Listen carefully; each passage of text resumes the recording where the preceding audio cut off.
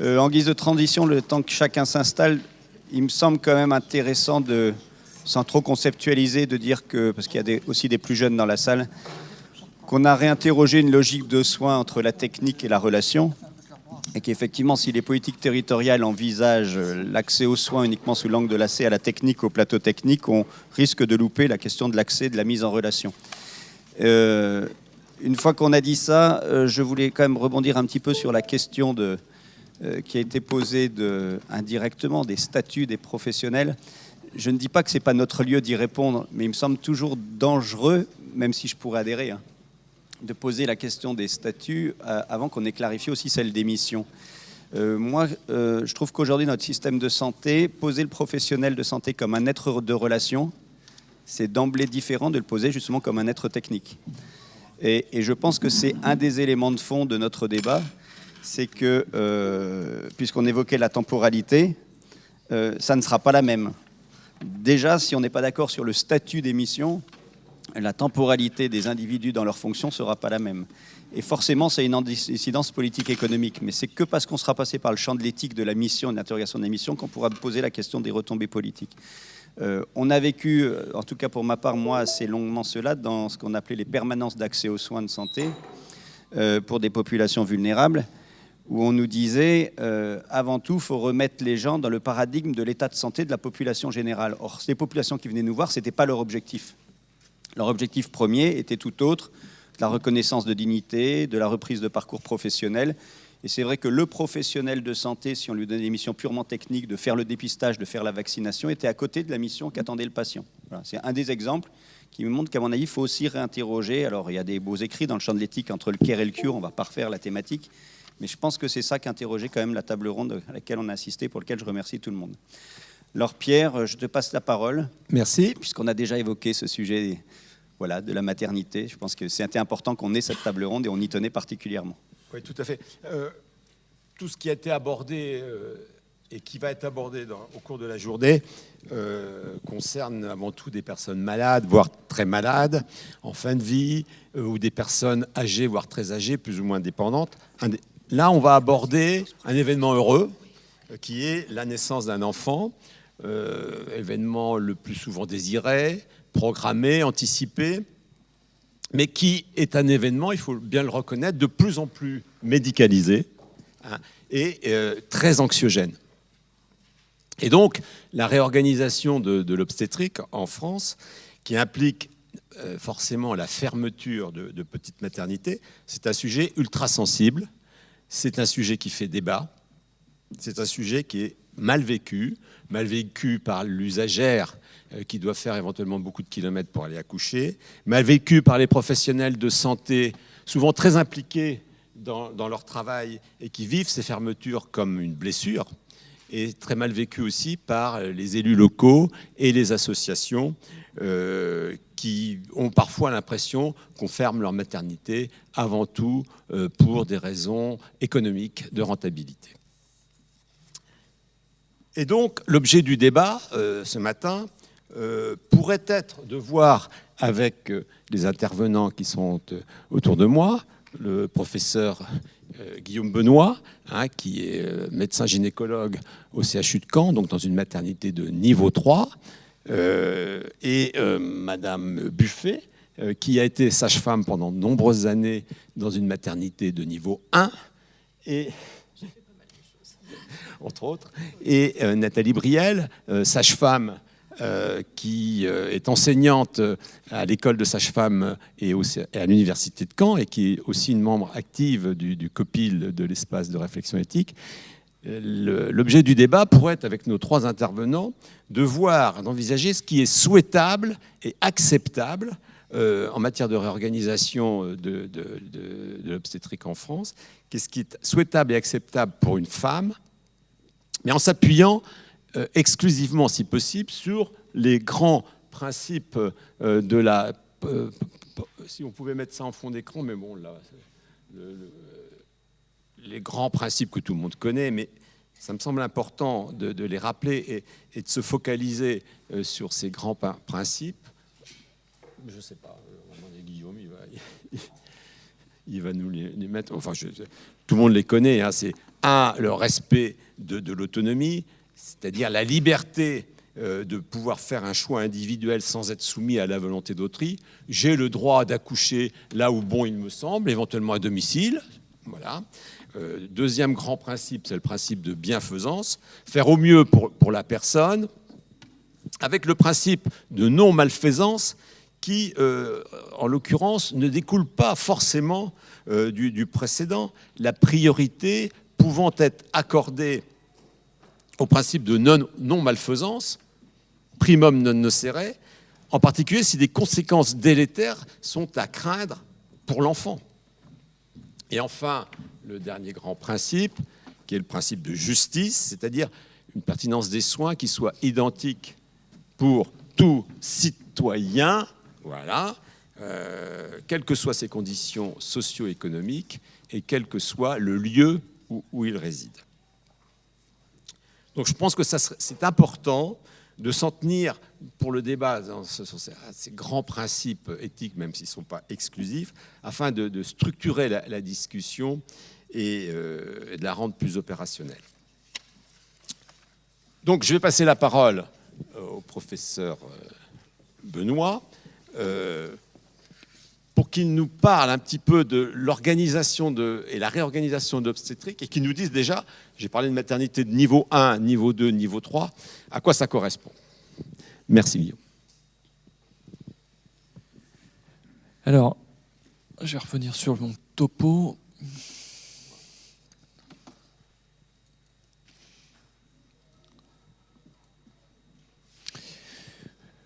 Alors pour tout vous dire, quand on m'a proposé cette présentation, on sait que c'est un sujet sensible, qui est polémique et qui est très, très souvent traité dans les médias. C'est un peu compliqué de traiter la question, parce qu'en fait, par regard croisé, il y a différents professionnels qui peuvent s'exprimer, de même que évidemment les usagers. Donc le regard que j'ai choisi de traiter, moi, c'est celui que je connais le mieux. C'est même le seul que je connaisse, à vrai dire. C'est celui de gynécologue obstétricien. Alors effectivement, Pierre Delassue vous l'a dit, moi je travaille en CHU. J'ai cette chance, enfin on peut en débattre, mais en tout cas en ce qui concerne la proximité, ça c'est sûr que travailler dans une structure où le plateau technique est absolument au complet, c'est probablement l'une des structures de la région où il y a le plus de professionnels de différents types.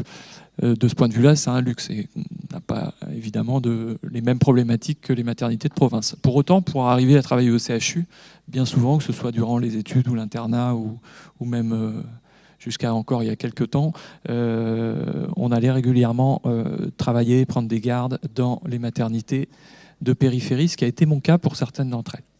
Donc j'ai un regard qui me paraît assez objectif sur la question. Alors, sous un angle éthique, c'est pas forcément simple à traiter, d'autant que c'est pas mon cœur de métier, mais je vais vous donner une vision qui est celle de l'accoucheur, qui j'espère éclairera certains aspects de la question des petites maternités. Alors, voilà, un petit dessin qui reprend un petit peu tous les gens qui sont impliqués. Vous voyez tout en haut, que ce soit le ministère, l'ARS, les directeurs, et, au sens large, les administratifs d'un hôpital, mais également la commune, la mairie. Tous ces gens-là ont une vision de leur maternité qui est particulière, qui est singulière et qui n'est forcément pas la même que celle des professionnels de santé qui travaillent et pas non plus celle des usagers. Donc forcément, tout le monde a son opinion sur la question et forcément, tout le monde n'est pas forcément d'accord avec le voisin. Avec deux petits dessins en bas, celui qui représente la sécurité, puis l'autre l'aspect financier, puisque dans tous ces débats s'introduisent deux notions fondamentales, au fond, sur lesquelles tout le monde est d'accord. C'est la question de l'argent et la question de la sécurité pour encadrer les naissances et permettre le moins de soucis possible, que ce soit pour la mère ou pour le fœtus. Donc tout le monde est d'accord pour dire que l'accès aux soins doit être relativement égalitaire, et que, enfin au maximum égalitaire en tout cas, que quelle que soit son origine, son état pécunier, quelles que soient les conditions, comme les nouvelles conditions qu'on rencontre en France, comme celle de la précarité. Tout le monde doit avoir accès au maximum à une prise en charge de la grossesse et de l'accouchement qui soit de qualité. Tout ça en coûtant le moins cher possible, ça on est tous d'accord. Et puis ensuite, on est bien tous conscients que les femmes enceintes n'ont pas besoin nécessairement des mêmes types de soins. Et quelque part, on attend des professionnels qui customisent, qui adaptent leur prise en charge à un état individuel et que ce ne soit pas une seule et même vision de la spécialité qui soit appliquée à toutes les femmes enceintes. Et puis, bien évidemment, on est tous d'accord pour dire que tout cela doit se faire avec un maximum de sécurité. Alors, dans l'intitulé de la question, il y avait la question du projet parental. Ce qui rend difficile les choses, c'est qu'il y a une grande diversité maintenant dans les projets parentaux. Projet parental, c'est un terme assez large, je l'ai interprété de cette façon-là. Les projets parentaux, eh bien, ils sont issus de grossesses spontanées absolument simplexes, mais aussi de nouvelles parentalités, de grossesses issues de l'assistance à la procréation. Et puis, le projet parental va s'inscrire dans une vraie vie, je l'entendais dire tout à l'heure par l'un des collègues de la table ronde précédente.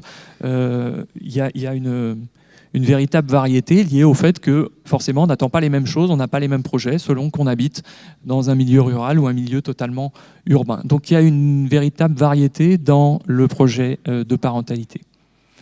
Alors, la proximité, ça s'applique à quoi, la proximité ? Ça s'applique à deux temps très différents, je dirais l'avant et le pendant grossesse, et puis bien évidemment l'accouchement. Alors en 15 minutes, ça va être compliqué de traiter tous les aspects, et j'ai décidé de focaliser mon propos, même si c'est probablement le plus emblématique et aussi le problématique, qui est celui de l'accouchement. Alors par proximité, concernant l'accouchement, on entend proximité des bons professionnels, ceux qui sont adaptés à la prise en charge de votre situation, mais aussi des structures adaptées. Et au fond, les attentes des femmes enceintes doivent être en accord avec ce que leur offre la société. Des endroits adéquats pour accoucher et des personnels, des professionnels adéquats pour les prendre en charge.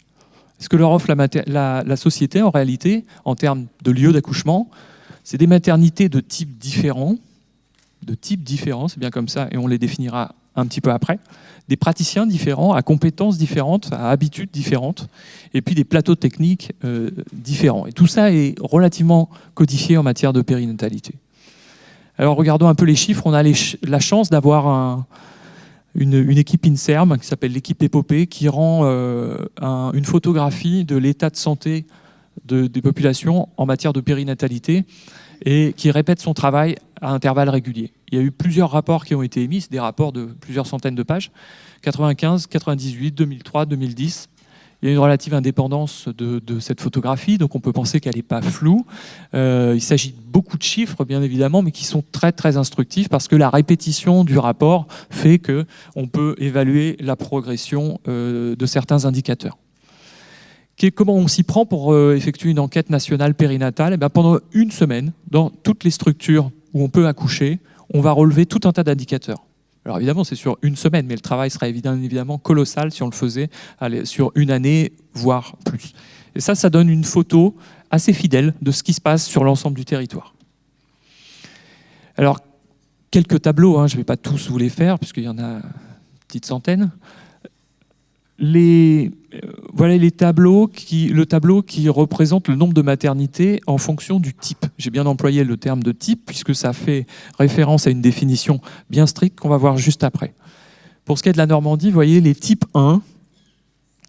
Les types 1, pour d'emblée vous dire de quoi il s'agit, c'est les maternités souvent les plus petites, les moins pourvues en termes de plateau technique. Ça fait référence surtout à une histoire de plateau technique, pas nécessairement au nombre d'accouchements. C'est important à savoir.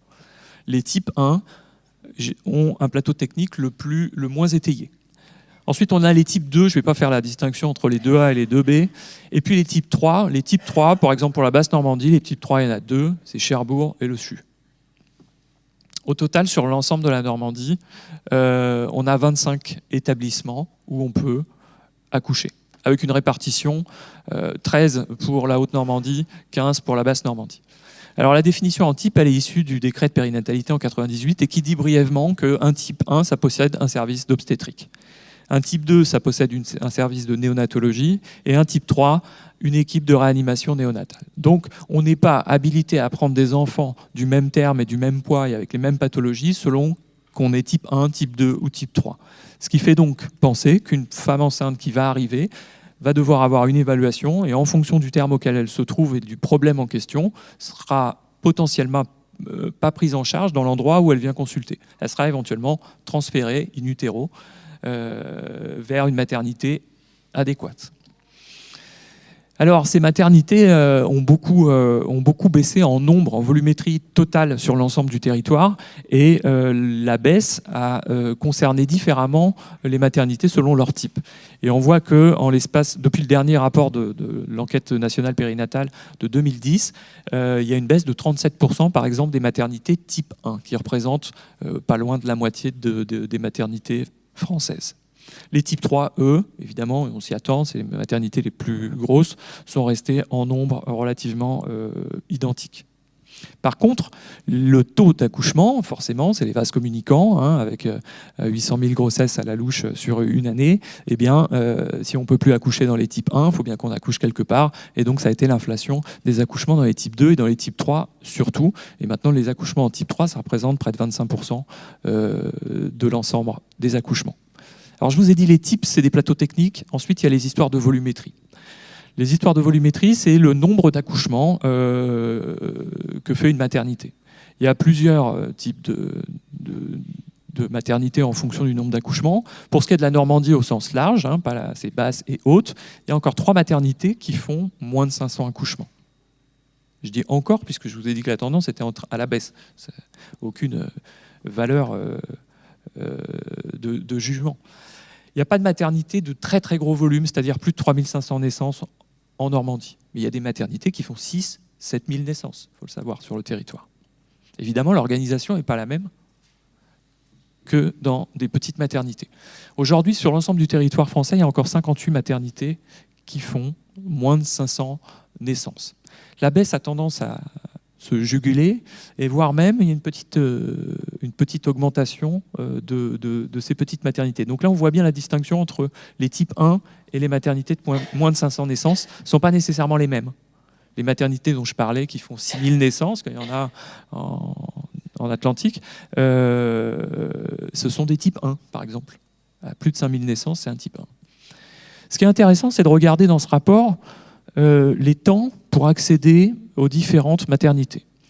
Le temps médian pour se rendre de la commune où se situe une maternité à celle de la maternité de type plus élevé, la plus proche, donc type 2 ou type 3, en France, c'est 57 minutes. Donc en moins d'une heure, on accède au plateau technique le plus haut situé. Est-ce que c'est beaucoup? Est-ce que c'est pas beaucoup? C'est pas la question. En tout cas, ça, c'est l'état des lieux remis par l'enquête nationale périnatale. Il y a des maternités qui sont à plus d'1h30 sur l'ensemble du territoire. Le temps pour se rendre de chez soi à une maternité de moins de 300 accouchements, en moyenne en France, c'est 19 minutes. Alors, il y a une inégalité d'accès aux maternités. Évidemment, si vous habitez en face du CHU, ça va être plus simple que quand vous habitez dans une zone rurale. Et en France, il y a quand même 7% des patientes qui déclarent mettre plus de 45 minutes pour accéder à une maternité, quel que soit son type. On avait constaté une diminution du nombre de maternités dans les années 2000, qui avait beaucoup affecté justement les délais pour se rendre aux maternités. En fait, depuis la dernière enquête nationale périnatale, eh bien, ce délai est relativement stable. Ça, c'est le délai pour se rendre de chez soi au premier hôpital qui se présente pour accoucher. Quand on regarde, ce qui est peut-être plus intéressant, le délai qui sépare une maternité de niveau 1 d'une maternité de niveau plus élevé, c'est ce que représente ce tableau. En France, pour aller d'un type 1 à un type 2A, il y a 38% des maternités qui vont nécessiter de faire plus de 30 km. Tout aussi intéressant, c'est pour se rendre dans un type 3. Eh bien, quand on est un type 1, qu'on veut se rendre dans un type 3, et il y a 62% des cas où on va devoir faire plus de 30 km. Encore une fois, ce n'est pas un jugement de valeur, c'est un état des lieux. Je ne suis pas compétent pour dire si c'est beaucoup, si ce n'est pas beaucoup. Évidemment, la question qui se pose, c'est est-ce que si on doit faire beaucoup de routes, ça représente une perte de chance pour l'enfant qu'on porte ou pour soi-même? La réponse, elle est forcément, mais ça c'est... Il n'y a pas besoin de faire une étude très scientifique. Si vous faites une hémorragie à domicile et que vous êtes à 1h30 de la première maternité, forcément, c'est une perte de chance par rapport à la patiente qui va habiter à côté du CHU. À titre individuel, il y aura toujours des gens pour dire bah moi, si ça n'avait pas été cette situation-là, peut-être que je m'en serais tiré ou peut-être que mon enfant s'en serait tiré, etc. Toujours, il y en aura. La question, c'est est-ce qu'au niveau sociétal, ça représente une perte de chance d'habiter loin d'une maternité? Est-ce qu'il y a des chiffres à l'appui qui nous permettent de dire que moins il y aura de petites maternités et plus il y aura une baisse, une augmentation des complications chez les femmes enceintes? Très difficile de répondre à cette question. Les chiffres doivent exister, mais ils ne sont pas connus de manière publique. Peut-être qu'ils n'existent pas, je n'en sais absolument rien. Le fait est que quand vous faites la littérature médicale, en France, ça ne sort pas. Les seules études où on est vraiment constater une perte de chance en fonction de l'éloignement par rapport à la maternité, c'est en Afrique, et principalement au Rwanda. Donc, les chiffres nous montrent par contre qu'il est de plus en plus nécessaire de se déplacer pour aller accoucher, ça c'est sûr, sans que d'un point de vue statistique, la fermeture des petites maternités de proximité entraîne une modification majeure, sauf à l'échelle de quelques minutes, du délai pour se rendre dans cette maternité. On sait 2-3 petites choses quand même. En France, l'INSERM avait montré dans un rapport de 2005-2006 que 4,3 naissances sur 1000 avaient lieu en dehors d'une maternité. Et on sait aussi que lorsqu'on habite à plus de 30 km d'une maternité, on a 2 fois plus de risques d'accoucher chez soi ou sur le temps de transport. Donc ça, c'est une donnée importante. Et puis une enquête bourguignonne, cette fois, qui, elle, s'était intéressée justement à l'impact en termes de santé de l'espacement par rapport à une maternité, montrait que les taux bruts de mortinatalité étaient doublés lorsque on avait 45 minutes à faire au moins pour se rendre à la maternité. C'est une petite étude faite sur un endroit en particulier. Je ne pense pas qu'elle soit extrapolable au plus grand nombre. Peut-être qu'elle l'est, peut-être qu'elle ne l'est pas. Alors ça explique en fait ce manque de données et puis ces vraies questions qui sont des questions importantes. Est-ce qu'on risque sa peau quand on habite loin d'une maternité de proximité? Ça justifie ces quelques photos que j'ai retrouvées sur Internet et tout ça me paraît bien justifié. Pour autant, ça ne donne pas la solution. Ce qu'on sait en tout cas, c'est qu'aujourd'hui, les attentes des femmes enceintes qui seraient d'avoir un CHU au coin de la rue, et c'est bien logique, c'est pas réalisable et c'est pas ce que leur offre la société. Alors il va falloir envisager d'autres stratégies, d'autres façons de voir les choses pour que la situation soit la moins pire possible. Et ce qui est curieux, même si on vient par la discussion qui a eu lieu précédemment, de montrer que ces problématiques ne sont pas l'apanage de la périnatalité, ce qui est curieux, c'est qu'on est extrêmement habitué, culturellement, à faire de la route pour aller voir un médecin ou aller se faire prendre en charge. On va d'abord chez son généraliste, puis après on va chez le spécialiste, qui vous prescrit une radio et un bilan biologique. Vous allez dans 2 autres endroits. Au vu de ces résultats, ensuite vous êtes adressé à un hôpital qui peut-être parfois aura besoin d'un examen complémentaire dont il ne disposera pas et vous allez aller dans un autre hôpital. Ça, c'est un schéma ultra routinier. Et parfois, c'est très éloigné du domicile. Et pourtant, on ne descend pas dans la rue forcément pour dire c'est une honte. Le scanner de Bastia a été, je dis n'importe quoi, hein, le scanner de Bastia a été supprimé. Donc qu'est-ce qui fait qu'en matière de périnatalité, on voit les choses différemment? Ce sont des gens malades. Pierre Delassus l'a dit tout à l'heure. Là, ce dont on parle sont des gens malades. On est dans une situation émotionnelle, intellectuelle différente. Ce qui n'est pas le cas des femmes enceintes. Et donc, la maternité, ce n'est pas tout à fait un hôpital. Dans l'idéal, l'imaginaire collectif, ça a une représentation singulière. Et pourtant, j'ai l'impression, quand on parle de ces questions-là, de me retrouver dans ce que je fais le plus et probablement le mieux, puisque les deux vont souvent de pair, j'ai l'impression de me retrouver en salle d'échographie. Je fais de l'échographie de dépistage chez les femmes enceintes et de diagnostic. Mais quand je fais une échographie de dépistage, j'appelle une patiente qui vient pour son échographie morphologique et elle me dit voilà, c'est mon premier bébé, je voudrais savoir le sexe.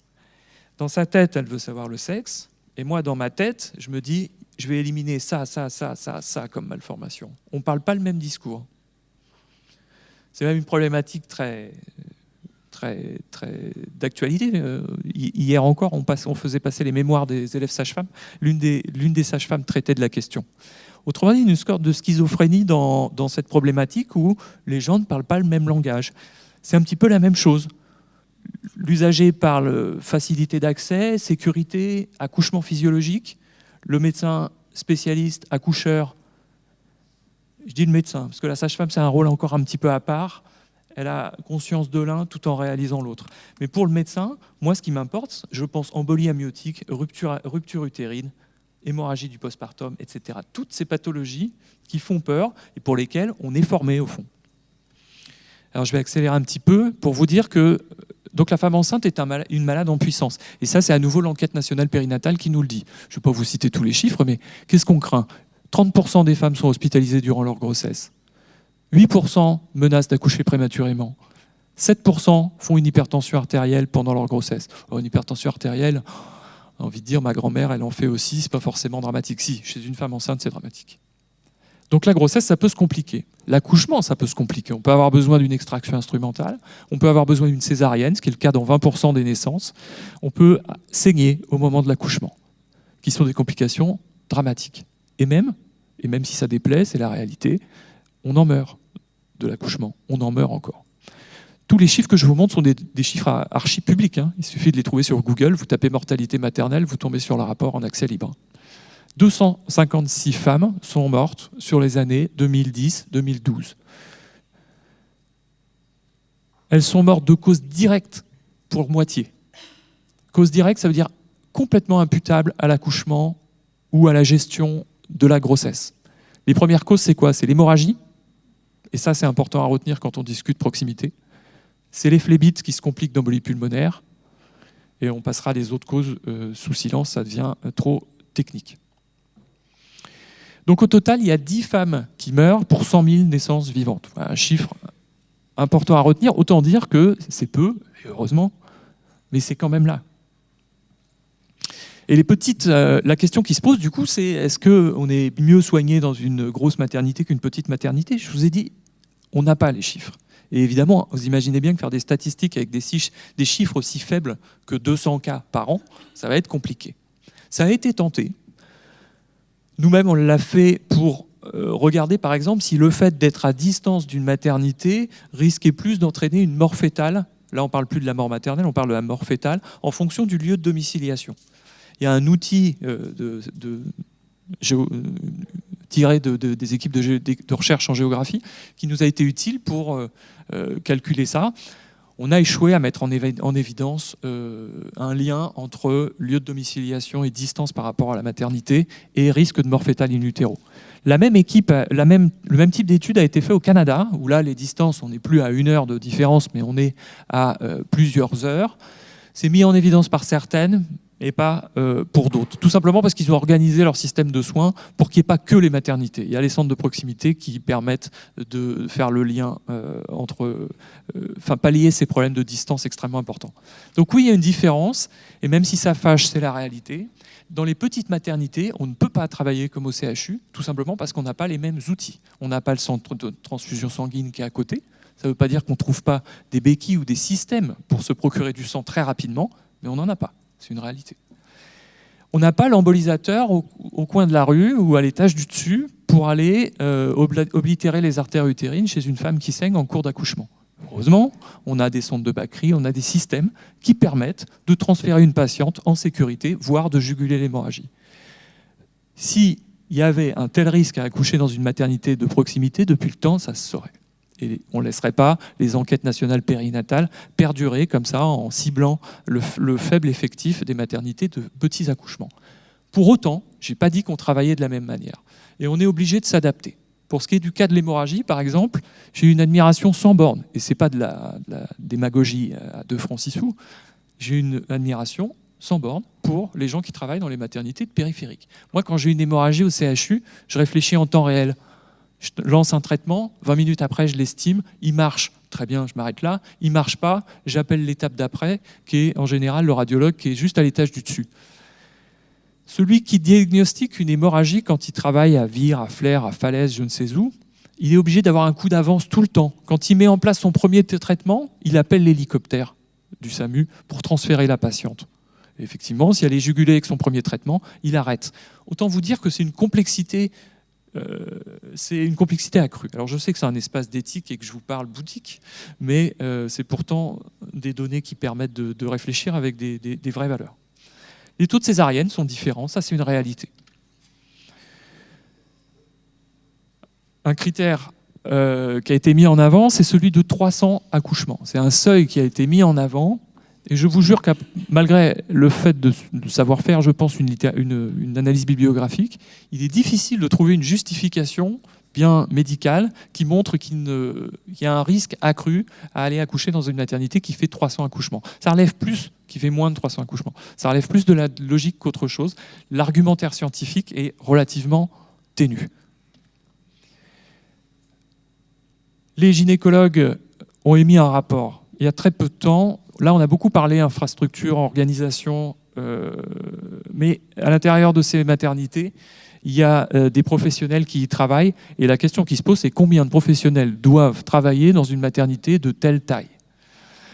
Le groupe le Collège national des gynécologues obstétriciens a rendu un rapport fin 2018 sur la question, que je ne vais évidemment pas vous détailler, mais il a pour but donc d'assurer l'organisation et d'assurer l'organisation au mieux des différents types de maternités. Et il émet des recommandations qui sont celles-là, adaptées du décret du 9 octobre 1998, et qui dit quand on a tant d'accouchements dans une maternité, il faut un anesthésiste sur place, il faut un pédiatre qui est chez lui, etc. etc. Ça, c'est important parce que ça a été souligné, à tort ou à raison, peu importe, je ne connais pas le dossier. Mais en tout cas, j'ai repris cette phrase-là parce que Madame Buzyn, notre ministre, signifiait le problème de la fragilité de la liste de garde. C'est vrai, c'est pas vrai, peu importe. La question n'est pas là, la question est que réellement, là pour le coup, c'est vrai, il y a un problème d'effectifs dans les maternités, et notamment les petites maternités. Ça ne veut pas dire qu'il n'y en a pas dans les CHU. Donc je me suis permis de suggérer 2-3 propositions, et puis on s'arrêtera là, peut-être prématurément, parce que il semble que le temps de parole soit plus réduit que je ne le pensais. L'idéal, une première proposition, ce serait d'imaginer qu'on puisse savoir quelle patiente doit accoucher à quel endroit. Ça, c'est une tendance en médecine, en obstétrique en tout cas, c'est de faire de la médecine prédictive. Ça, on sait très bien faire, les assurances en tout cas savent très bien faire. Elles vous calculent votre prime d'assurance selon que vous êtes jeune ou moins jeune. Comment elles font ? Elles utilisent des équations mathématiques très compliquées. Et les médecins, ils font pareil. Ils font de la médecine prédictive qui ressemble plus à Madame Irma. C'est comment deviner qu'un événement va survenir. En fait, c'est ça qui nous intéresserait. Parce que si on avait assez de performance pour notre outil de médecine prédictive, on pourrait dire, vous pouvez accoucher là parce qu'il ne va rien vous arriver, et vous, il faut absolument que vous accouchiez là parce que ça va mal se passer. On arrive à des... Vous voyez ça, j'aime bien cette photo de Spencer Tunick, c'est comment identifier parmi tous ces gens tout nus celui qui va cafouiller au moment de sa prise en charge. On sait le faire, on sait que plus on est âgé, par exemple, et plus on risque d'avoir des soucis à l'accouchement. 2 fois plus, d'après ce graphe. On sait que quand on est né dans certains pays plutôt que dans d'autres, autrement dit, quand on est migrant, on a plus de risques d'accoucher au moment d'avoir un souci à l'accouchement. Ça aussi, c'est une réalité, c'est un vrai chiffre. L'équipe qui fait un peu foi en matière de médecine prédictive, c'est une équipe anglaise, et elle a mis au point même un algorithme que vous pouvez trouver en ligne. Vous lui donnez votre âge, vous lui donnez votre pression artérielle moyenne en début de grossesse, une mesure échographique et puis 2 dosages biologiques, et il vous dit que vous avez 27% de risque de développer de l'hypertension pendant votre grossesse avant terme. C'est intéressant. Est-ce qu'on est prêt à ça ? Sachant que les outils ils existent, vous voyez, il y a des tableaux qui sont hyper efficaces. Est-ce qu'on est prêt à ça ? Pas sûr. Pas sûr, il y a toujours des détracteurs. En témoigne ce papier du Monde avec des grosses pointures qui ont signé ce manifeste en disant c'est bien de faire des prédictions de risque, mais le problème c'est que vous inquiétez. Et effectivement, il faut consentir à se tromper quand on fait de la prédiction de risque. Mais pour autant, dans ces histoires de lieux d'accouchement, ce serait quand même vachement pratique. Et puis en étant plus pragmatique, et j'en terminerai par ça, le problème des petites maternités et d'un gynécologue obstétricien qui fait des accouchements dans une maternité de 300 accouchements, c'est qu'il a les mêmes pathologies à gérer que dans un CHU de niveau 3 qui va faire 5000 naissances, seulement elles vont être distillées dans le temps. Et heureusement, les pathologies de la grossesse sont relativement rares, Mais du coup, ça va rendre la fréquence de survenue de ces pathologies d'autant plus rare dans les petites maternités. Donc il faut qu'ils gardent un entraînement. Il n'y a pas à tortiller, il faut qu'ils gardent une formation, une aptitude à les gérer le jour où elles surviennent. Et pour ça, il y a des outils nouveaux. Il y a la simulation, par exemple, mais on pourra en imaginer d'autres. On pourrait imaginer des bi-appartenances, des gens qui aillent faire des gardes en niveau 3. Pourquoi pas ? On pourrait imaginer complètement autre chose. Et ça, c'est du tout récent. Le papier est sorti en août 2018 dans le Graal du scientifique, le New England Journal of Medicine. Il y a une équipe qui s'est demandé si on ne devrait pas systématiquement faire accoucher les femmes à 39 semaines. Et bien dans ce papier, en comparant les femmes chez qui on avait proposé ce stratagème versus les autres, en les laissant évoluer naturellement, et ben on avait moins de complications chez les femmes qu'on déclenchait à 39. Attention, je n'ai pas dit que c'était un papier qui était à prendre au pied de la lettre, il fait l'objet de plein de critiques. Et puis réinventer un exercice, et ce sera ma dernière diapo. Je pense que les accoucheurs sont fatigués, c'est probablement la diapo la plus polémique, mais je ne peux pas la passer sous silence, sinon il ne fallait pas m'inviter. Clairement, il y a des distinctions de difficultés de travail en termes de stress, en termes de finances, en termes de rémunération, donc, en termes de pénibilité, en termes d'impact médico-légal entre les spécialités. Alors vous pouvez me rétorquer, fallait faire autre chose. Non, parce que j'adore ce que je fais. Simplement, il faut peut-être à un moment donné prendre conscience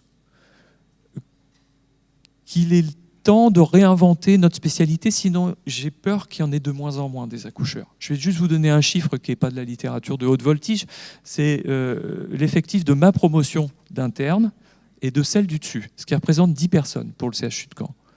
Parmi les 10 personnes avec qui j'étais en cours d'études, il y a 15 ans, on n'est plus que 2 à faire des accouchements. Pourquoi on n'est plus que 2 ? On n'est plus que 2 parce que d'aller travailler dans une maternité de périphérie qui permet de faire du bon boulot, en tout cas on n'a pas prouvé le contraire, en tout cas pas dans mon topo. Parce que être de garde 7 jours ou 8 jours par mois, c'est juste pas humain. C'est juste pas humain. Donc il y a d'autres façons de travailler. Il faut travailler avec... qu'est-ce qu'on pourrait imaginer ? Je sais pas moi. On pourrait imaginer par exemple que quand on est nommé obstétricien, on s'engage pour faire des accouchements pendant 20 ans de sa vie. Puis après, terminé. On ne se lève plus. Place aux jeunes. On pourrait imaginer de limiter le nombre de gardes par mois, de toute façon, par la porte ou par la fenêtre. Ça voudrait dire embaucher, forcément. Il faut un nombre plus important. On pourrait imaginer une date de départ à la retraite plus précoce. Pour les gens qui ont mouillé la chemise toute leur vie, la nuit ou les week-ends. Ce n'est pas politiquement correct, mais je ne suis pas le seul à le penser. On pourrait limiter les disparités de revenus publics-privés. On pourrait limiter la pression médico-légale. Tout n'est pas lié à une faute.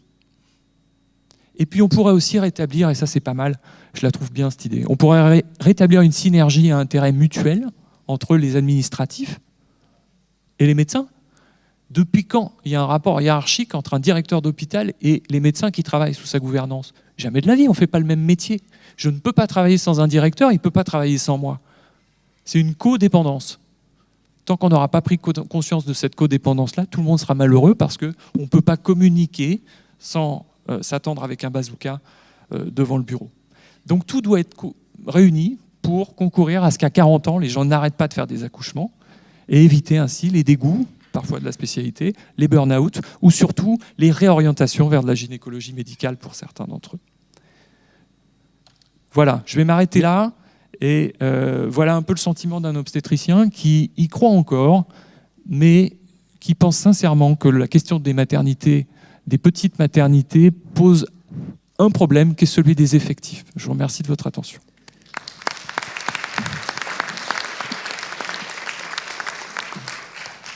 Merci Guillaume d'avoir planté le décor, de nous avoir montré finalement la complexité de l'évaluation de la qualité de la prise en charge, et puis d'avoir bien insisté, et ça c'est un point important, sur la difficulté de votre métier qui explique quand même pas mal de choses. Je vais passer la parole maintenant à Madame Buffet, qui a travaillé comme sage-femme pendant plus de 10 ans dans une maternité de niveau 1, pour... au fond, Monsieur Ennuyé disait tout à l'heure, tout ce qui est proche n'est pas forcément, comment il disait, tout ce qui est proche n'est pas forcément bon. Ah. Donc la question que je vais vous poser, c'est celle-ci. Est-ce qu'il faut opposer proximité et sécurité? Merci, Monsieur Delassieux. Je répondrai au fil un tout petit peu plus tardivement, on va dire. Donc, je vais d'abord me présenter. Je m'appelle Edith Buffet. J'ai été très intéressée, il faut que je le signale quand même, par cette invitation du docteur Delassieux à participer au colloque. Et je l'en remercie.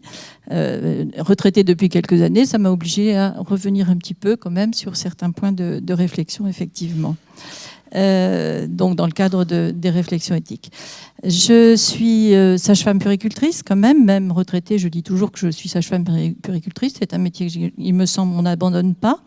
Diplômée de Caen en 1976, j'ai travaillé effectivement comme sage-femme à l'hôpital, mais pas seulement, j'ai travaillé en clinique également et j'ai une expérience de sage-femme libérale pendant 4 ans. Et je signalerai aussi simplement que j'ai fait quelques missions de santé en Afrique de l'Ouest, au Burkina Faso et au Sénégal, pour dire que j'ai un aperçu, on va dire, quand même assez complet du métier de sage-femme. J'ai été, en fin de carrière, pendant 10 ans, responsable de service dans 2 maternités de niveau 1, la maternité de l'Aigle dans l'Orne et pour finir ma carrière à Bernay où j'habite pendant 3 ans, cette maternité ayant fermé, comme vous n'avez pas été sans le savoir, le 15 mars dernier, mais j'y reviendrai un tout petit peu simplement pour dire 2-3 mots. Et je fais donc partie, d'ailleurs, c'est à cet égard c'est à ce sujet qu'on a été invité, de l'association de défense de la maternité et de l'hôpital de Bernay, qui s'appelle Association Liberté, Égalité, Proximité. Donc on ne pouvait pas mieux tomber pour le sujet. Juste à savoir que jeune diplômée, ce choix de la maternité a été pour moi un choix vraiment important, puisque jeune diplômée, j'ai travaillé 2 ans au CHU de Caen avec les professeurs Lévy et Muller, et j'ai choisi, c'était vraiment un choix, d'aller dans une maternité. Alors, je vais dire dite de proximité, parce que moi, ce mot-là, finalement, me gêne. Ça veut dire que les autres ne seraient pas en proximité. On va plutôt employer à ce moment-là le terme de petite maternité. Je n'étais pas complètement satisfaite de mon exercice au CHU de Caen, même si j'ai apprécié, et Madame Giffard est là, donc effectivement, nous sommes consoeurs dans la même promotion. J'ai beaucoup apprécié, au contraire, tout ce que j'y ai appris, bien sûr, parce que du coup, j'ai su faire pas mal de choses dans ma vie de sage-femme. Mais je souhaitais trouver un environnement plus familial, je crois que le mot a déjà été prononcé, plus proche évidemment des femmes, plus proche des parturientes pendant la grossesse. On pouvait voir les femmes en consultation, en séance de préparation à la naissance, et les retrouver éventuellement quand ça pouvait se trouver, de les retrouver au moment de la naissance. Et donc, effectivement, exercer de manière plus globale mon métier de sage-femme, qui est bien sûr spécialiste de l'autopsie. Je suis vraiment persuadée de ça. Alors, on parle aujourd'hui d'éthique et de proximité. Alors, j'ai fait comme monsieur Ennuyé, j'ai regardé dans le dictionnaire la définition de l'éthique, puisque c'est la première fois que je participe à un colloque sur l'éthique. Donc, l'éthique, c'est la science de la morale, autrement dit, la manière de choisir et de diriger nos actes quotidiens. Et nous avions donc comme titre pour notre intervention le projet parental et l'accompagnement des grossesses. Alors, je vais juste refaire un petit tour quand même, un petit état des lieux sur la disparition des maternités. Je ne vais pas revenir sur les décrets de périnatalité que le professeur Benoît a très bien décrit. Juste quand même un petit point qui m'est très très important de préciser, c'est qu'on parle de maternité et moi j'aimerais qu'on parle de service de gynécologie obstétrique. Parce que dans la fermeture d'une maternité, ce qui intervient également, en tout cas ce qui est intervenu pour la maternité de Bernay, c'est la fermeture, c'est l'hospitalisation complète. Et donc la chirurgie, parce que évidemment nous accueillons des interventions chirurgicales, c'est la prise en charge des interruptions volontaires de grossesse chirurgicales qui ne sont plus évidemment possibles dans le sein d'un service spécialisé. C'est possible en chirurgie générale. C'est pas tout à fait la même chose. Donc moi, simplement, je soulignerai que l'intérêt des décrets de 1998, j'ai trouvé que le législateur avait vraiment très bien travaillé, c'est que justement ces différents niveaux permettaient éventuellement aux femmes, c'est quand même à peu près 80% des grossesses qui sont dites normales, permettaient aux femmes le choix de leur lieu d'accouchement. Et ce travail en réseau, qui est vraiment très très important, faisait que nous envoyions à ce moment-là en niveau 2 ou en niveau 3, évidemment, toute femme qui présentait une grossesse pathologique. Donc ça, c'est vraiment quelque chose qui doit rester, bien évidemment, établi. Donc le professeur Benoît a parlé évidemment aussi du nombre de maternités. Il faut savoir qu'aujourd'hui, il n'y en a plus que 488 sur l'ensemble du territoire français. Et je crois surtout à signaler aussi que c'était resté assez stable jusqu'en 2016 et quand même que ce gouvernement a souhaité, mais pour des raisons qui ne sont parfois pas très claires, reprendre les fermetures de maternité. Le journal Le Monde, François Béguin, journaliste, le 26 avril, signalait que depuis le début du quinquennat, c'est une quinzaine de maternités quand même qui ont fermé. Donc, vous avez entendu parler principalement de Die, dans la Drôme, où il y a déjà eu malheureusement un accident mortel pour un enfant, un décès de fœtus. Bernay dans l'Eure, effectivement, Le Blanc et Saint-Claude dans le Jura.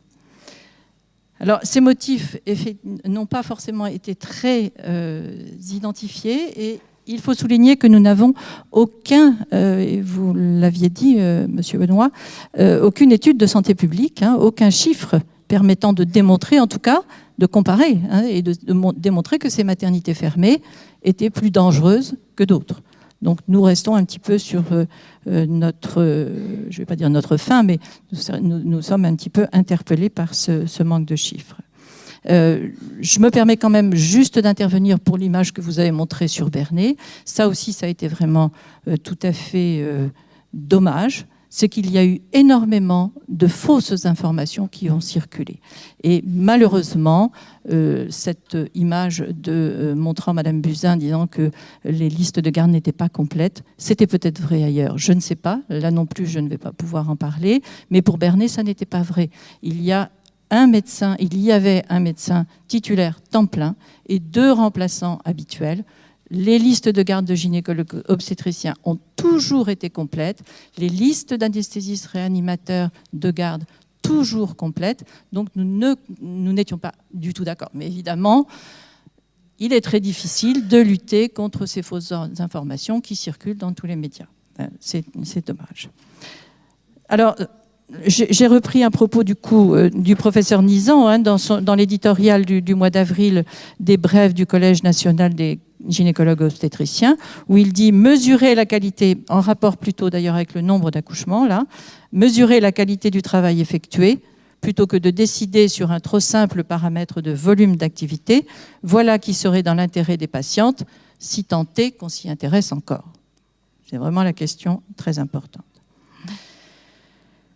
Je vais passer sur un petit chapitre rapidement, ce qui sont les conséquences de ces fermetures. Ces fermetures ont effectivement entraîné à peu près dans chaque endroit la création de centres de périnatalité. Alors, est-ce qu'ils correspondent toujours aux souhaits des patientes ? Il semble que non. Dans un des journaux locaux, d'ailleurs, vous avez vu sur la carte de ma collègue l'heure et donc où se situe Pont-Audemer, où se situe Bernay. Il semble qu'à Pont-Audemer, où la maternité a été fermé en 2003, le centre de périnatalité vivote. Il est actuellement, ce sont des professionnels du Havre, médecins et sages-femmes, qui viennent en consultation du Havre et de Cricbeuf.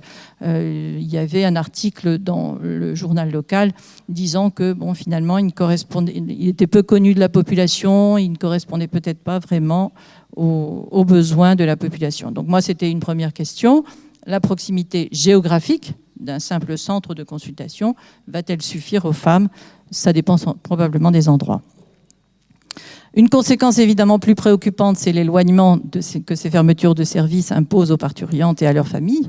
L'éloignement peut être quand même source de stress.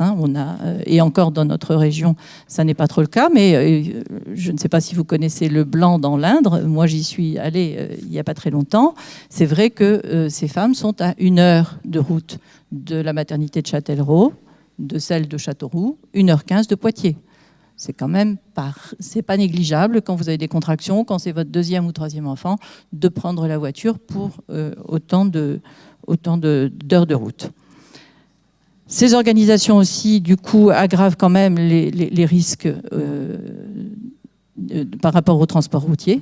Inévitablement, plus vous prenez la voiture, plus vous risquez d'avoir des accidents, et imposent une charge financière aux familles qu'elles n'ont pas forcément non plus envie d'avoir avec l'augmentation du prix des carburants. Enfin, et ça me tient à cœur parce que le problème de pollution me tient à cœur, ça accroît la pollution à l'heure où nous devions nous engager très fortement dans le combat climatique. Ça semble être une priorité majeure. Autre conséquence qui m'ont fait d'ailleurs engager vraiment dans ce combat, ça a été quand même le problème des populations précaires. Nous avons des populations précaires, et notamment dans les milieux ruraux, mais je veux dire pas seulement, bien sûr. Et les populations précaires, le risque, c'est qu'ils s'éloignent des lieux de soins. Les patientes n'ont pas toujours de véhicule ou de véhicules en état de marche pour pouvoir se déplacer, et le recours aux pompiers est parfois tardif. Alors évidemment, nous craignons l'augmentation dans notre région des accouchements à domicile intempestifs ou en voiture ou au mieux dans la voiture des pompiers. Ensuite, nous avions aussi évidemment formé des équipes à l'écoute et à l'accueil des femmes en situation de détresse, subissant des violences. Et ces femmes nécessitent parfois aussi une hospitalisation en cours de grossesse. On le sait parce qu'on connaît le type de ces patientes. Ce sont des femmes qui n'accepteront pas une hospitalisation à 30 ou 45 km de chez elles. Donc un échappement possible des populations précaires. Donc pour moi, c'était la question également, comment ne pas aggraver les défauts de prise en charge des populations précaires ou en difficulté. Alors, se poser aussi, bien sûr, et pour nous c'est extrêmement important, pour les habitants de la région, le devenir des structures hospitalières lorsque la maternité a fermé. On le sait, hein, l'équation est bien connue et elle n'est pas récente. Quand je vous parlais de la fermeture de la maternité de Pont-Audemer en 2003, bien évidemment après, ça a mis un petit peu de temps, mais bien sûr, la chirurgie a disparu, puisque plus de maternité, plus de nécessité d'anesthésiste réanimateur 24 heures sur 24, plus de nécessité de chirurgien 24 heures sur 24, et donc une baisse progressive d'activité. S'ensuit une fermeture des lits et la transformation en hôpital de proximité, essentiellement gériatrique, soyons clairs. Donc de quelle proximité parle-t-on? Pour quelle prise en charge? Un petit mot pour finir ce chapitre rapide, pour dire que simplement, ces derniers temps, l'éthique et la grandeur morale n'a pas été la propriété majeure de nos administrations hiérarchiques et politiques. Moi, j'ai quand même pu être témoin de la démoralisation des personnels de la maternité de Bernay, mais je l'ai vu ailleurs, qui ont vraiment été profondément bouleversés, voire parce qu'ils étaient vraiment déconsidérés, voire méprisés. Et il y a énormément de personnes qui en ont été déstabilisées, puisque ce sont des gens qui font leur travail avec beaucoup de conscience professionnelle. Donc ça, je tenais quand même à leur dire, pour dire que ce sont des périodes extrêmement difficiles. Alors, projet parental et accompagnement des grossesses, j'en reviens au titre quand même de notre table ronde, ça me paraît important. Évidemment, désir d'enfant, grossesse et naissance sont des aventures humaines, personne ne peut le nier. Et si, bien sûr, je valide ici sans retenue aucune la surveillance médicale étroite de la future maman, il me semblerait important aujourd'hui que nous considérions aussi la maternité comme un état psychique spécifique et non pas un simple processus, enfin, quand je dis un simple, non pas un processus physique ne relevant que de l'obstétrique. Je ne sais pas si vous connaissez le docteur Jean-Marie Delassus, je ne sais pas si c'est de votre famille. Il est décédé maintenant, il était pédopsychiatre et c'est lui qui avait créé l'unité de maternologie de Saint-Cyr-l'École. Et il parlait de maternité psychique, c'est-à-dire un état particulier de la mère, et on ne peut pas nier que c'est un état psychique particulier. La mère porte en plus un enfant en elle qui lui aussi est une conscience, un devenir en conscience particulière. Alors, bien sûr, il y a déjà des choses qui ont été mises en place, notamment l'entretien prénatal précoce, qui est un premier pas, mais je souhaite, moi, même si je ne suis pas associée à la réflexion, que dans les futurs plans de périnatalité, on donne la priorité aussi à la prise en charge psychologique des futures mères. Je crois qu'il est important de renforcer leur sentiment de sécurité pour qu'elles aient vraiment confiance en elles, dans leur propre capacité à donner naissance et à accueillir un enfant, parce qu'il y a aussi tout ce processus, bien sûr, de l'attachement. Pourquoi pas un vrai plan national de la protection de la grossesse et de la naissance. Alors je reprends à mon compte les propos de Madame Marinopoulos, qui est psychologue clinicienne au CHU de Caen, et qui dit qu'en France, nous ne savons pas penser la santé psychique en santé publique. Or, la santé psychique est évidemment aussi importante que la santé physique. Je ne vais pas vous rappeler ici la définition de la santé que donne l'OMS. Alors, quelles solutions et propositions ? De mon point de vue, évidemment, de sage-femme qui a beaucoup travaillé justement dans des maternités de niveau 1, ce serait leur redonner toute leur place et pourquoi pas d'ailleurs réouvrir celles qui sont fermées, notamment les plus éloignées des autres. Par rapport à la proximité géographique, je ne suis pas tout à fait d'accord avec Monsieur Ennuyé, parce que je pense quand même qu'à un moment donné, pour un accouchement, c'est important de ne pas être trop à distance. Mais évidemment, là, c'est difficile, les avis sont partagés. Une autre solution serait d'améliorer aussi le fonctionnement des réseaux périnataux et la collaboration entre les professionnels. Pourquoi ne pas mettre en place des échanges ? Vous êtes allé travailler en maternité de proximité pendant les études, mais pourquoi aussi, éventuellement, les médecins et les sages-femmes pourraient tout à fait partager leur temps entre différents niveaux d'exercice, avec une réelle collaboration. Les solutions proposées, il y en a eu déjà plusieurs après la fermeture, effectivement. Moi, je vais en récuser 2 de Madame la Ministre et j'en prends pour ma part une 3e. Elle proposait la mise à disposition de chambres d'hôtel à proximité de l'hôpital, à proximité de la maternité. Le problème c'est qu'à partir de quel moment peut-on penser qu'une femme va accoucher ? 15 jours, 10 jours, 8 jours avant ? C'est assez difficile. Et moi, je voudrais savoir qui veut s'éloigner de son conjoint et de ses enfants, s'il y a déjà des enfants dans le foyer, et vivre cette incertitude de la date de naissance, enfermée entre 4 murs, avec simplement une télévision et une douche pour se distraire. Ça me paraît quand même pas une préparation à la naissance très positive. Moi, je récuse cette proposition. Elle proposait également le déclenchement de l'accouchement. Alors, et peut-être qu'il y a des études qui montrent effectivement que, après tout, pourquoi pas.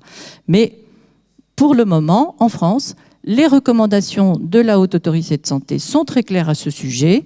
Un déclenchement pour une indication non médicale ne peut être envisagé que si les conditions suivantes sont réunies. Utérus non cicatriciel, terme précis, à partir de 39 semaines plus 0 jours, 273 jours, col favorable, score de Bishop supérieur ou égal à 7, demande ou accord de la patiente et information des modalités et des risques potentiels.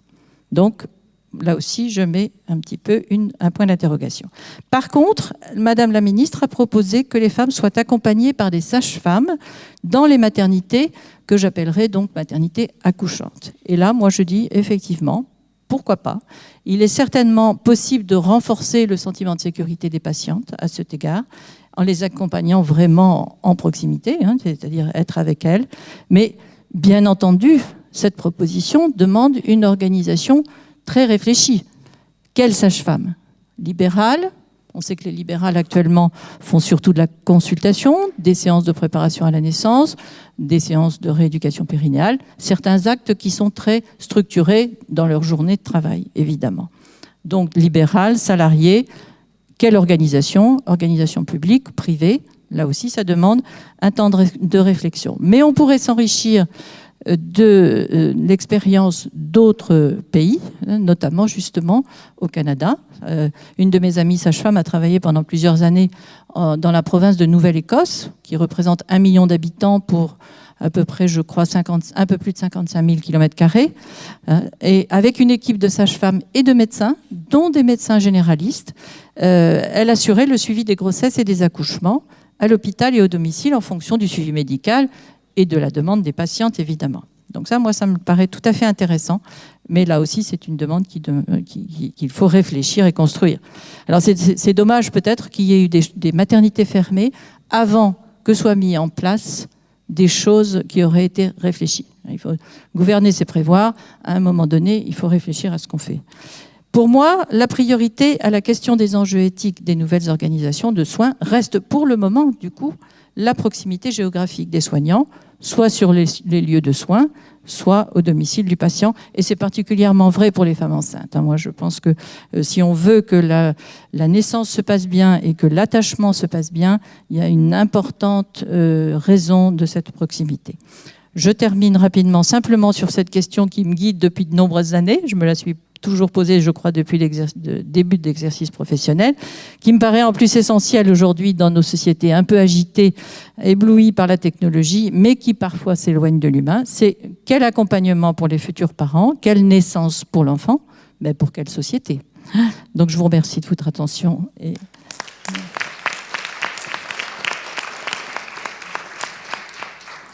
Merci Madame Buffet de nous avoir présenté de façon très claire et vos propositions d'une sage-femme de terrain.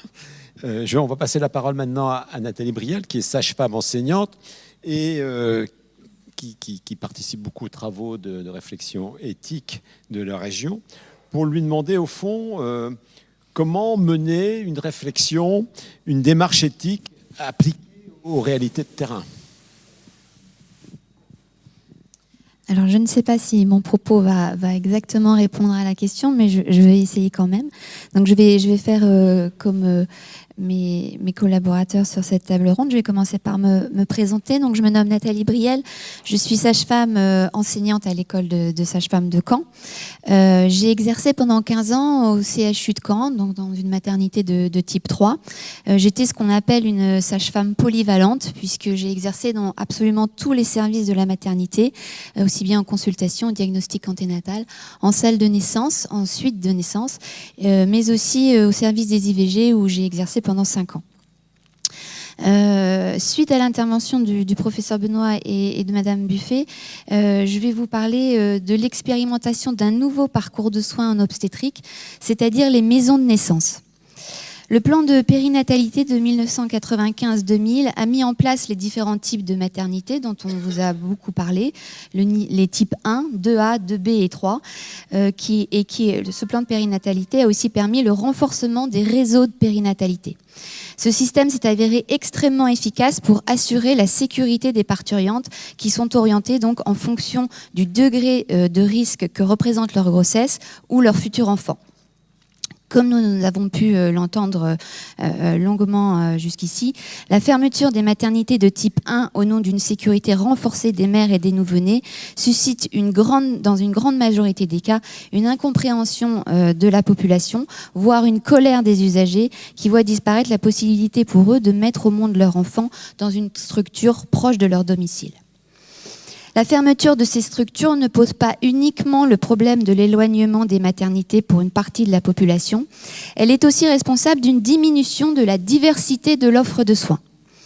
En effet, ces petites structures offraient la possibilité d'un accompagnement beaucoup plus personnalisé, la patiente pouvant être facilement suivie par le même professionnel, gynécologue ou sage-femme, pendant toute sa grossesse.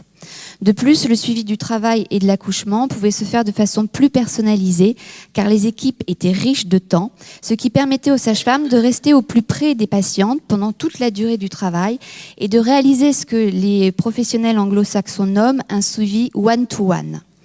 Ce type de suivi est d'ailleurs recommandé par la Haute Autorité de Santé qui préconise une sage-femme pour une patiente pendant toute la durée du travail. De même pour le postpartum, le nombre de chambres étant très limité dans les maternités de type 1, la disponibilité du personnel pouvait donc être optimale. Cependant, certaines femmes enceintes, préférant largement la sécurité d'avoir un pédiatre sur place 24 heures sur 24, faisaient le choix d'aller accoucher dans des structures plus éloignées mais plus grandes. À l'inverse, des femmes domiciliées dans de grandes villes, dotées de maternités de type 3, décidaient d'aller accoucher dans une plus petite structure périphérique pour bénéficier de cet accompagnement dit familial ou encore à taille humaine. La fermeture de ces petites maternités impose aux femmes, de plus en plus fréquemment sur le territoire français, de toutes se diriger vers le même type de structure, beaucoup plus grand, beaucoup plus protocolisé, donc beaucoup plus médicalisé, avec un nombre d'accouchements beaucoup plus important et donc, par la force des choses, permettant beaucoup plus difficilement une prise en charge personnalisée lorsqu'elle est souhaitée. Il est établi actuellement, lorsqu'une femme enceinte est suivie dans une maternité de type 2 ou 3, qu'elle rencontrera en moyenne 10 à 15 professionnels médicaux, gynécologues ou sages-femmes, tout au long du processus de grossesse, et plus d'une dizaine de soignants en postpartum.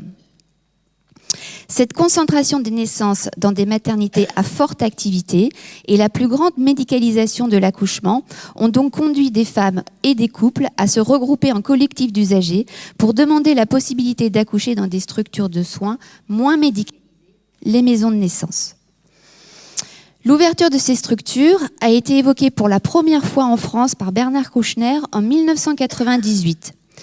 C'est 15 ans plus tard, par la loi du 6 décembre 2013, que le Parlement français a voté la diversification de l'offre de soins en créant ces nouvelles structures. Ces maisons de naissance prennent en charge des femmes à bas risque de grossesse et d'accouchement. Le décret d'application paru le 30 juillet 2015 autorisait l'expérimentation des maisons de naissance pour une période de 5 ans.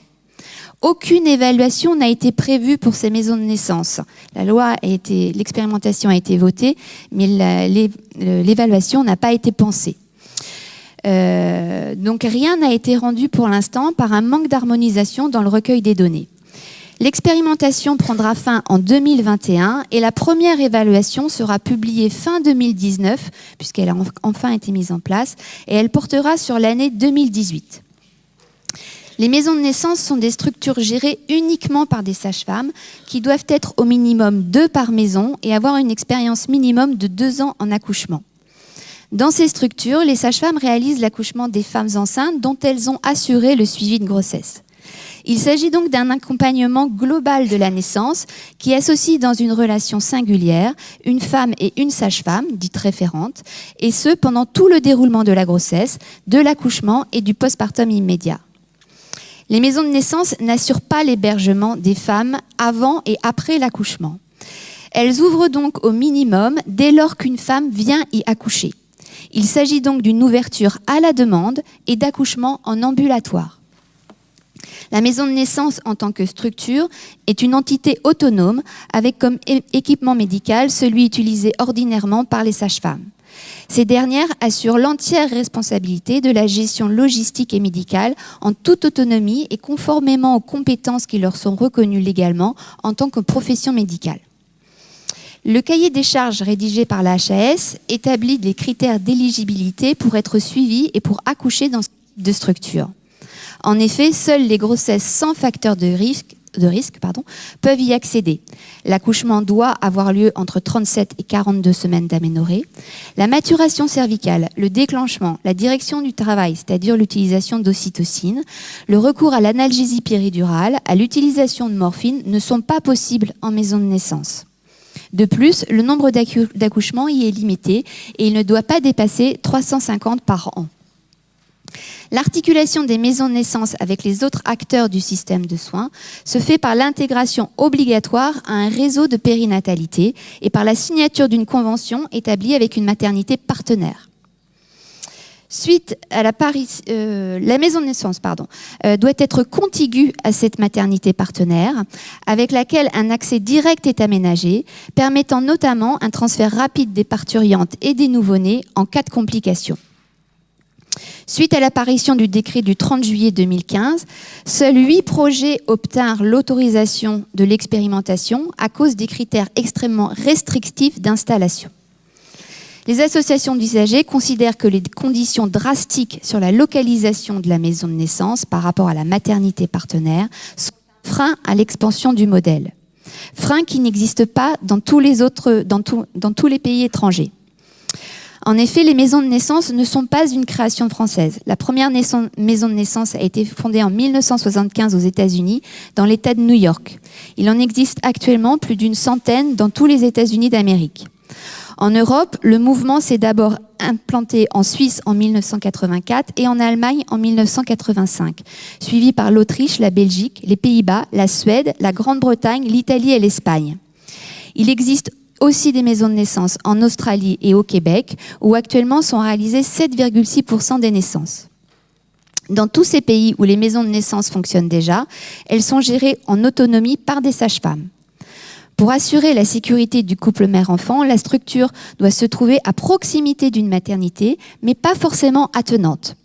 Par exemple, en Allemagne, où il existe déjà 120 maisons, celles-ci ne sont pas soumises à cette condition d'attenance. De même, à l'issue de l'expérimentation, le Canada n'a pas imposé que les maisons de naissance soient attenantes ni intégrées physiquement à leur maternité partenaire. En revanche, les maisons de naissance sont intra-hospitalières en Angleterre et en Suède. La solution proposée actuellement en France par les associations d'usagers serait qu'une maison de naissance ait plusieurs maternités partenaires. Pour ces associations, il est important de ménager une séparation claire tant du point de vue de l'identité juridique que des règles de fonctionnement et des pratiques entre les maisons de naissance et les maternités partenaires. Ces maisons sont, pour les associations, à différencier totalement d'un plateau technique avec qui des sages-femmes libérales peuvent passer une convention pour venir accoucher les patientes qu'elles ont suivies tout au long de leur grossesse, leur permettant ainsi d'assurer un suivi global.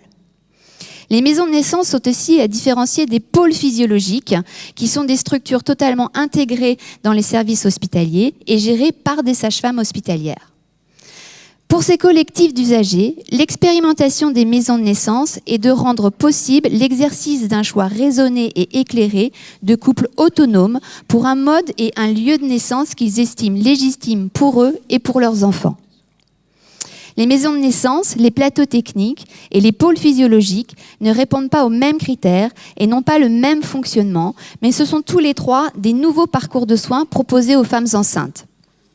De plus, ils témoignent d'une préoccupation grandissante pour tout le corps médical de respecter les choix des parturientes et la physiologie. Ils font tous les trois la promotion d'un suivi global, offrant aux femmes un soutien continu, individuel et personnalisé, adapté à leurs demandes pour gérer de manière autonome cette période de leur vie. Ces structures, quelles qu'elles soient, s'accordent particulièrement à l'exercice libéral de la profession de sage-femme, qui semble être de plus en plus l'avenir de notre profession. En effet, la fermeture des maternités de type 1, la diminution du nombre de postes dans les grandes structures, mais aussi la baisse constante de la démographie des gynécologues de ville font que les sages-femmes libérales ont un rôle essentiel à jouer dans la prise en charge des femmes tout au long de leur vie. L'élargissement des compétences des sages-femmes, voté le 21 juillet 2009, leur permet d'assurer le suivi de la grossesse, de l'accouchement et du postpartum, mais aussi le suivi gynécologique et depuis janvier 2016, la pratique de l'IVG médicamenteuse. Ainsi, les écoles de sages-femmes préparent actuellement ces futurs professionnels à devenir des praticiens de santé référents en périnatalité, assurant la coordination du parcours de santé des femmes tout au long de leur vie et permettant une configuration de soins sécurisés, optimisés sur le plan des coûts et répondant au mieux aux attentes de la société civile en matière de choix. Je vous remercie de votre attention.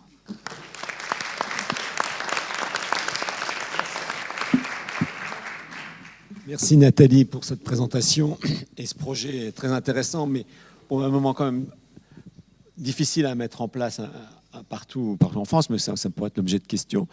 Il faut qu'on fasse court parce qu'on a pris un peu de retard. On va passer la parole à la salle pour des questions. Je ne sais pas s'il y a des questions dans la salle.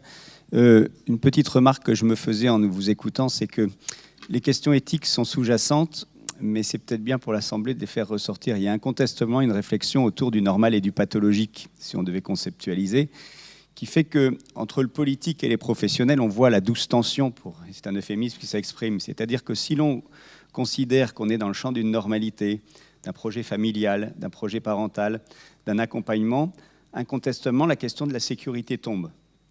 Du moins, elle n'apparaît pas comme prioritaire. Si on se met dans le champ du pathologique, ce à quoi le politique va se raccrocher sous le champ de la sécurité, on prend tout à fait d'autres arguments du débat de société. Et on voit d'ailleurs comment la sécurité devient du coup un argument de fermeture. Alors que la réflexion que vous avez menée pourrait être un argument de maintien, si on en a la relation de la proximité du projet familial. Je voulais rebondir sur votre exemple de la chambre d'hôtel. J'ai pu, moi, dans une autre vie, fréquenter Agnès Buzyn. Je pense qu'elle lui méritait de vous écouter. Parce que je ne sais pas qui conseille le politique. Parce que c'est vrai que l'argument de la chambre d'hôtel, tel que vous l'avez exprimé, est éminemment une question d'ordre éthique. Si la santé, le bien-être, le projet, l'intégrité, la dignité de la personne, c'est de concevoir une naissance en famille, la chambre d'hôtel apparaît comme une violence d'un point de vue de la proposition politique, du moins d'une ineptie par rapport au vécu et à l'intimité des personnes. Si on se met sous l'angle de la sécurité, la chambre d'hôtel, on la comprend très bien. On vous met là en sécurité, en proximité, mais tout le reste est nié. Voilà. Et encore, je ne suis pas sûr que la chambre d'hôtel soit le lieu de la sécurité, mais on peut en débattre. Et je trouve que voilà, c'est ces éléments-là qui sont intéressants, puisqu'on s'était promis avec Pierre d'éthiciser le débat pour ne pas trop le politiser. Mais après, il faut aussi avoir le courage de dire les choses. L'éthique est politique par définition quand on aborde des sujets comme ça, au sens de police et de la cité, c'est-à-dire le projet de vie des individus versus le progrès technologique. Et effectivement, c'est des aspects qui sont assez différents, même si on est sur des anneaux olympiques avec des consanguinités d'intérêts. Incontestablement, tant qu'on n'aura pas positionné clairement ce qu'on appelle une grossesse et comment la société veut la gérer, eh bien, on sera dans les ambivalences que vous avez soulignées. Bon, je vais passer la parole à la salle après ça. Grégoire. Pardon. C'est une remarque brève et je vous remercie beaucoup pour la richesse de vos interventions et je suis contente d'apprendre l'existence de ces maisons de naissance. Je ne reviendrai pas sur la proximité géographique, la fermeture des maternités, 30 km, pas 30 km. Mais par contre, si on reprend les termes de Ludovic Jeanne tout à l'heure, de la proximité symbolique, il y a aussi cette proximité symbolique quand on est enceinte et qu'on accouche, et c'est ce que vous disiez. Alors, deux choses. Moi, je travaille à l'hôpital de Pont-Audemer où il n'y a plus de maternité depuis une quinzaine d'années. Par contre, il y a un centre de périnatalité où les sages-femmes, qui venaient d'ailleurs de Bernay et qui ont fait un travail remarquable tant qu'elles ont pu rester à Pont-Audemer, ont mis en place une proximité dans le sens où elles connaissaient parfaitement la population, une population précaire avec des grossesses qui peuvent être difficiles, des femmes très jeunes, très âgées, dans des situations sociales difficiles. Et donc ça, c'est une proximité, je dirais, éthologique presque. Hein. Et puis la deuxième chose, c'est que la proximité, c'est aussi la proximité de la relation mère-enfant, dont on n'a pas tellement parlé. Et que ça soit, quel que soit l'endroit où on accouche, ça c'est aussi une proximité, je dirais, à favoriser, puisque ça peut engager l'avenir des relations familiales. Et est-ce que maternité de type 3 exclut de travailler tous ces types de proximité, y compris la proximité en postnatal? Je ne sais pas si vous voulez rebondir sur ces questions, si on prend 2-3 questions pour faire une réponse globale. Guillaume, tu peux peut-être répondre par rapport à ce que... Sur la fin de la question, on l'a pas mis en avant, ça. C'est pas parce qu'on est gros qu'on fait pas qu'il n'y a pas de lien correct. Je crois que ça c'est pas. Enfin, on a tendance à faire comme ça de façon un peu spontanée l'amalgame, alors que c'est à mon sens archi faux. Et je pense que dans les petites maternités c'est pareil. On peut voir les choses dans l'autre sens.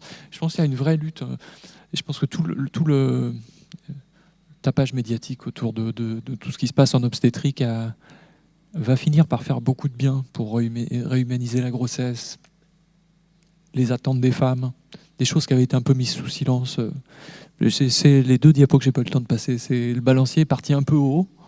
On se l'est pris dans la tronche en retour. On attend maintenant qu'il redescende pour qu'on tire le bénéfice un petit peu de tout ça. La sécurité, c'est sûr.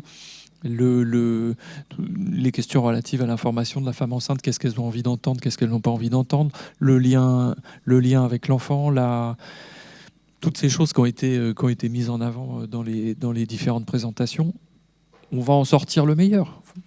Et c'est pas une histoire de taille de structure, je suis pas certain. Je pense qu'on va réussir à humaniser des matères de 8000 naissances et avoir le même type de soins. Après, sur la question des maisons de naissance, c'est une réponse, mais en tout cas, elle ne répond pas à la question de la proximité, dans le sens où, pour l'instant, l'expérimentation, elle rend attenante à une maternité conventionnelle ce lieu de naissance physiologique. Donc, la question de la proximité n'est pas du tout résolue par ça. Pas du tout. En tout cas, ce n'est pas ça qu'il faut attendre de l'expérimentation. Ce qu'il faut attendre de l'expérimentation, c'est quelque chose auquel je crois, en tout cas, comme accoucheur, je crois à l'ambiance de l'accouchement. Je crois à l'hypermédicalisation et à la sous-médicalisation. C'est-à-dire qu'il y a du bien fondé dans les deux cas. Je crois beaucoup au classement, moi, de façon générale, dans ma spécialité. J'aime bien classer les gens à tort ou à raison. Et le fait de pouvoir dire vous êtes à bas risque, donc allez dans la salle d'à côté, faire du one-to-one avec une sage-femme dont on sait, ça, on a de la littérature sur le sujet. On accouche mieux avec sa sage-femme à côté de soi. Ça, c'est sûr. Le problème, c'est de savoir à qui le proposer, quoi, et quelles sont les bonnes personnes. Donc, je pense que l'expérimentation, elle est vachement bien, si je puis m'exprimer ainsi. Mais en tout cas, elle ne vise pas à répondre à la question de la proximité. Il ne faut pas en attendre ça. Il y aura toujours un problème, forcément. Qui va faire la césarienne dans une maison de naissance? Il faut juste consentir à l'arrivée du problème et en avoir conscience dans l'expérimentation. Si on est tous OK que ça va répondre aux bénéfices, enfin, ça va répondre aux attentes du plus grand nombre au prix d'un certain nombre de fois où on sera obligé de transférer la patiente à la maternité standard d'à côté, il n'y a pas de problème. Il faut juste le savoir. Il ne faut pas faire croire que, en faisant de l'expérimentation de cette façon-là, on va résoudre tous les problèmes d'accouchement. Donc, je partage totalement cet avis. La maison de naissance ne règle rien de la proximité géographique. C'est une proposition pour de la proximité humaine. Voilà, pour vraiment aménager un nouveau suivi de la grossesse qui n'est pas possible dans les grandes structures, puisqu'il est extrêmement difficile dans les grandes structures pour des raisons d'organisation, hein, pas pour des raisons de mauvaise volonté, hein, mais d'être suivi continuellement par la même personne tout au long des mois de grossesse. Donc il y a une consultation par mois durant la grossesse. Même avec la meilleure volonté du monde, il est extrêmement compliqué de donner à la dame un rendez-vous tous les mois avec la même personne. C'est pour ça qu'elle est confrontée à 10 à 15 professionnels durant le suivi de grossesse et parfois plus de 10 en postpartum. Parfois aussi beaucoup des équipes qui se succèdent en salle de naissance quand le travail est long. Je pense que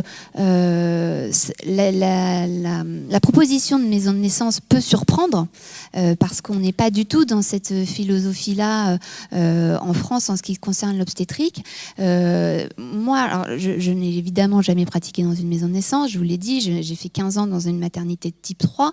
Ce qui m'interroge, c'est que ce soit possible à l'étranger, dans de très nombreux pays, et qu'on soit si frileux en France. Voilà. Et parce que évidemment j'ai beaucoup lu pour pouvoir préparer la présentation et il y a de très nombreuses études qui ont été réalisées à l'étranger. J'ai retrouvé une revue de la littérature qui avait été rédigée pour la Revue Blanche, qui est une revue de référence en obstétrique et qui sur 9 études réalisées aux États-Unis, aux Pays-Bas, en Allemagne, à Melbourne, etc. Sur ces 9 études réalisées sur des très grosses populations avec des groupes témoins, il n'y avait absolument aucun décès maternel et un taux de décès de périnatalité pour les enfants qui était inférieur à celui de la population générale. Parce que la sélection des patientes au départ est drastique. Voilà. Si vous lisez le cahier des charges de l'HAS pour pouvoir être éligible à une maison de naissance en France, mais c'est le même à peu près partout dans le monde, c'est vraiment, il y a finalement peu de personnes qui vont pouvoir aller accoucher en maison de naissance et pouvoir prétendre à une grossesse a priori qui va se dérouler de façon physiologique et l'accouchement de la même façon. Alors sur le fait qu'on ne puisse pas avoir de péridurale ou de morphine en maison de naissance, j'ai quand même retrouvé des chiffres dans ces études-là qui montrent que moins de 10% des femmes qui accouchent en maison de naissance à l'étranger sont mutées dans des maternités partenaires parce qu'elles désirent finalement une analgésie péridurale. Il est tout à fait possible heureusement, d'accoucher sans péridurale, même dans les niveaux 3. Et on peut faire aussi des accouchements physiologiques en niveau 3. Le problème n'est pas là, mais heureusement. Merci. Nathalie, peut-être une dernière question. Claude Françoise, représentant des usagers. Depuis que j'exerce cette mission de représentant des usagers, je remarque que dans le milieu de la santé, on met en place, mais on n'organise pas. On organise après ou pas. Mais on le voit clairement avec la chirurgie ambulatoire en orthopédie. On a mis en place cette chirurgie ambulatoire, mais le après, on ne l'a pas du tout géré. On ne voit pas le nombre de kinés augmenter. On ne voit pas les maisons de rééducation, les centres de rééducation augmenter, et même les nombres de lits dans les centres de rééducation diminuent. Donc on le voit un peu pareil avec la proximité. Dans la proximité, on parle toujours en kilomètres. Mais comme j'avais dit une fois, les gens n'habitent pas devant la caserne des pompiers et n'habitent pas devant l'ambulancier. Donc quand on parle en kilomètres, il faut bien penser aussi ce délai pour venir chercher la personne, la prise en charge de la personne et le transport de la personne. Donc le parler en kilomètres, c'est bien nous le vendre, c'est bien vendu, mais ça cache une autre vérité, le nombre de kilomètres, surtout qu'on est dans un milieu rural ou de montagne, ça c'est encore une problématique. Là, quand j'entends parler d'hôtels, les hôtels de proximité à côté des établissements de santé, ça c'est quand même un peu fort, ça, quand même. Quand je vois que maintenant, on ferme les lits d'hôpitaux, mais on construit les hôtels à côté, si ce n'est juste en face. Là, il faut bien savoir que pour l'établissement qui va être reconstruit, la tour de 21 étages qui va être reconstruite, entre 2016 et la reconstruction, il y a quand même plus de 400 lits qui passent à la trappe. Alors, quand on me dit que c'est vrai, les hôtels, effectivement, c'est pas cher, on peut se le payer, oui, mais pour 48 €, c'est pas cher. Mais pour certaines personnes qui sont en vieillesse, complément, comment on appelle ça, minimum vieillesse, excusez-moi, aux repensions d'invalidité, ben même 48 €, je vous promets que c'est cher. Même quand on nous le vend des fois au conseil de surveillance, ça fait quand même très cher, quand même, 48 € pour certaines personnes. Pour d'autres, non, bien sûr, je comprends bien. Merci, monsieur François. Un dernier mot, monsieur? Je ne sais pas si c'était peut-être juste une remarque que posait Claude Françoise qu'une question qui appelait commentaire, sauf si Guillaume veut conclure Non, rapidement, parce qu'on a notre dernier intervenant. Rapidement, on a un système comme celui-là d'hôtel attenant au CHU. Bon, pour l'instant, c'est assez peu usité. Parfois, c'est pas idiot. D'abord, il y a une prise en charge particulière pour ceux qui ont une mutuelle adéquate. Donc, tout est pas de leur poche. Première réponse. La deuxième, c'est que c'est pas complètement idiot dans le sens où on sait parfois que d'être allongé dans un lit pour une complication potentielle de la grossesse attire plus d'ennuis que si on était chez soi. Menace d'accouchement prématuré, par exemple. Avoir des contractions et le col qui s'ouvre. C'est prouvé que si vous restez alité dans une chambre d'hôpital, vous avez plus de risques d'avoir une phlébite que si vous rentrez chez vous. C'est des arguments scientifiques. Donc après, tout est à imaginer. On peut voir un hôtel, mais ça peut être l'appartement. L'appartement à proximité permet aussi d'accueillir la famille, etc., tout en n'étant pas non plus à 1h30 d'un lieu d'accouchement, ce qui peut être très anxiogène. Donc, je sais pas. Peut-être deux mots, Guillaume, Grégoire, pardon, pour conclure. Non, mais je ne sais pas si c'est une conclusion, mais j'entendais Bernard qui me soufflait à l'oreille, c'est une question de logique différente. Mais si on est dans l'idée qu'on est dans ce que tu évoquais, la bienfaisance, la non-malfaisance, et que les choses seraient de l'ordre, par exemple, de la prescription médicale venant, alors, pour ne pas rentrer dans un débat compliqué, venant des sages-femmes ou des médecins, mais de l'ordre de la prescription de sachant qu'ils font dans la finalité de prêter attention à l'autre, les mesures seraient comprises de la population. Elles seraient co-construites avec le patient. Elles seraient de l'ordre de la codécision, dans l'idée qu'on le fait pour le bien de l'individu. Or, ce n'est pas comme ça que c'est perçu en population. C'est que la définition est institutionnalisée, comme systématisée, elle n'est plus individualisée, et elle répond avant tout à une logique d'ordre économique, il faut quand même le dire. Et donc, l'enjeu éthique, il est là. C'est-à-dire que le citoyen peut adhérer à la proposition d'évolution. Moi, je pense que le citoyen français est prêt à la modernisation de son système de santé. Mais s'il est construit dans la logique que c'est les individus qui agissent ce qui est mieux pour eux, et qui par définition serait bien pour le collectif, c'est pas pareil qu'un pseudo-collectif qui impose à l'individu des choses qu'il ne partage pas.